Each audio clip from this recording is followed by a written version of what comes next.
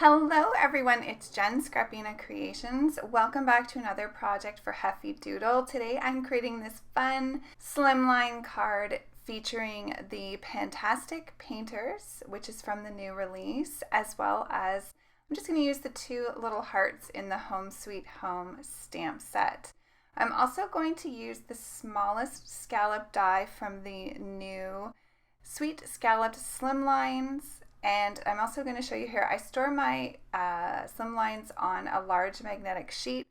The dies from the new release to the left are the Slimline Mini Mail dies, and the ones to the right were the DL Stitched Slimline Trio dies. And those are metric UK and EU sizes, so super cool. Okay, so today I'm going to be talking about tips and tricks for making black and white images pop off your card. So we're going to start out with the coloring, just so you can see how I colored these cute little pandas. I'm going to do one here with you, and then the bamboo. I will have a color map at the end of the video listing all the Copic markers that I've used today, as well as on the corresponding heffydoodle blog, so the links will be below for that. So for my little panda for the black area, I took my C3 marker, which is the lightest, and I just colored in all those areas that I wanted to color black. So that's going to give me a nice base coat to help the colors blend.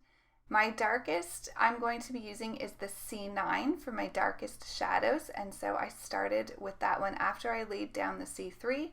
My midtone is the C7, and then the lightest is C5. And then I just came back in with that C9 for the nose. Now, one of the ways to really make your black and white images pop on your cards is to add a lot of dark shadowing to your white areas. So you can use your C markers, which are the cool grays, and you can also use the warm grays, which is what I'm using today. And so my darkest is actually the W3, and you can see how that gives me some nice dark shading. And then I blended that out with the W1, then the W00, and then I just, around that largest area on his tummy there and a bit on the face, I used the colorless blender to blend that out. So that's really going to make the white stand out from the black, and then I just use a little R20 for the cheeks. Now for the bamboo, I love this color combination of greens for a bright green. I'm using YG17 as the darkest, YG03 is the lightest, and then YG01. Super easy, quick coloring. I colored all the pandas the same, and now I'm going to work on my background. So I have a panel here. This is just some accent opaque cardstock, 80 pound, and I'm using the fancy Foliage stencil here. I did spray a little bit of the Pixie Spray on the back of that, and I'm also using my I forget what this is called. Everything will be linked down below though if you want to look at any of the products up close. So I like this because I can add the magnets, and with the Pixie Spray, my stencils stay in place. I'm going to create a really bright pop of color for the back of my card. So this, as I mentioned, is 6 by 6. I am going to cut it down 3 to 6 for a mini slimline. I'm using Distress Oxides. The lightest one is the Twisted Citron. The darker of the two is the Mowed Lawn.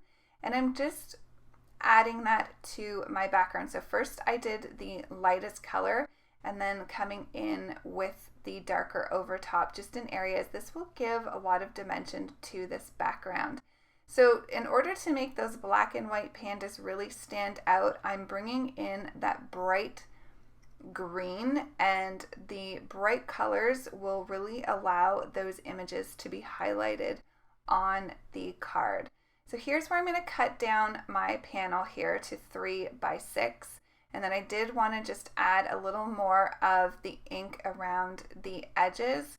Now this was kind of an afterthought, so I think if I were to do this again, I would actually shade my edges first and then add the stencil over top, because some of that stencil does kind of get blended away, which is fine. I want the look of the foliage in the background to kind of mimic the bamboo leaves.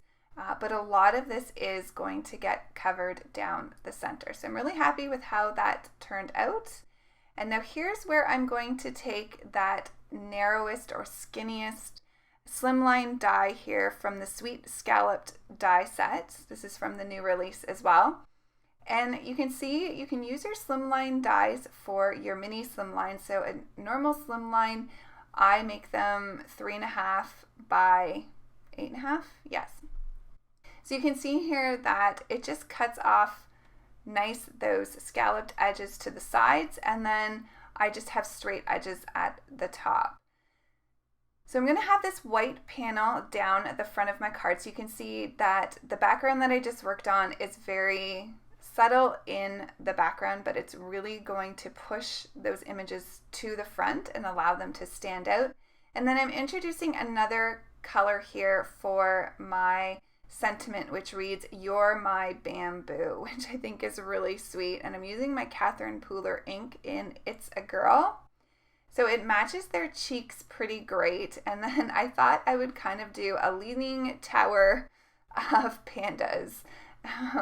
So I thought it would be cute just to have them kind of standing on top of each other, kind of balancing on each other's heads, and then each of them holding one of the bamboo sticks in their hands. So I did just add a stamp block there for some weight to make sure that they were nice and adhered to my card base here, my card panel.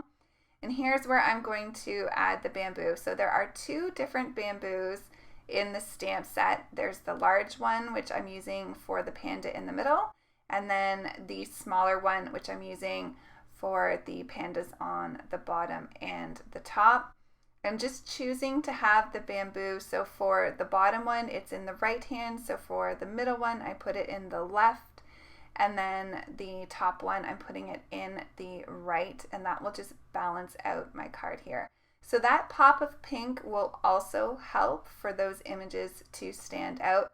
Now, if you wanted some other tips and tricks, you could definitely go ahead and pop your white and black images up on some foam adhesive so that they are raised from your background panel. That would be great too. But you can see here how the shading on the white and the pops of color with the green and the pink really allows them to stand out, and I think they are super cute. So you can see here I'm just adding the final touches. I'm using those 2 little hearts, as I mentioned, from the Home Sweet Home stamp set, which I love that stamp set as well. So there's a bigger heart and there's a smaller one, and I love the way they're drawn. They're a little bit more whimsical. Super pretty, love them. So I'm just using that It's a Girl Catherine Pooler ink again.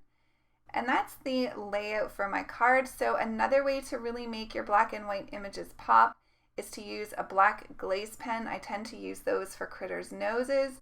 And then a white gel pen to add some highlights. So you're going to see just adding a little bit of a highlight to the bamboo, and then one arm for each of the pandas really helps bring those out and pop out on your cards.